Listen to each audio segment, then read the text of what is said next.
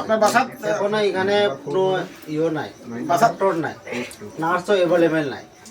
আমার এখানে আপনার বাসাতে আই আমরা পিএসসি তো মেন পিএসসি এটা আচ্ছা ঠিক আছে বরকার এখনো আমরা সার্টিফিকেট লইতে গিয়ে আমরা কালনগর ইয়োর নামে পিএসসি এখনো ইয়ো সার্টিফিকেটে ইয়ো সিলাই, কিন্তু আমরা পিএসসিটা এখনো মানে প্রপার এখনো চালু হয় না।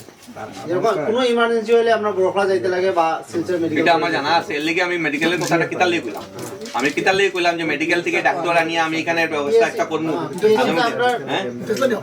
না না, এটা তো আমি বড়খলার 80% হসপিটালের সেম অবস্থা, খালি এখানে বলিয়া নাই। 80 করে যেখানেও গেছি আমি 10-15টা, যদি আপনার 50টা হসপিটাল আছে আজকে বড়খলার মধ্যে বিভিন্ন জিপিতে, এটার মধ্যে ধরেন 30-40টার অবস্থা এটাই, ডাক্তার নাই, বা ডাক্তার যদি আয় হতে সপ্তাহে একদিন আয়।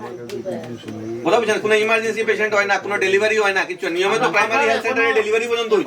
যদি বার্থ সার্টিফিকেট বার হয়, কালনগরে বার্থ সার্টিফিকেট বার হয়, এখনো বরখলা থেকে সিল মারে, কিন্তু এই সিলটা হইলো কিন্তু কালনগর পিএসসি, নামটা হইলো কালনগর পিএসসি, কিন্তু সিল মারে বরখলা থেকে। আশা করি ভাই আগামী দিনে একটু সুযোগ দাও ওটা করিয়ার। আমি তো এই যে ডাক্তার হিসাবে না, আমার প্রথম একটা ইয়ে থাকবে যে যাতে আমি এই এরিয়ার হেলথের উন্নতির লেগে, মানুষের শারীরিক উন্নতির লেগে যতটুকু করা যায় আমরা করতাম।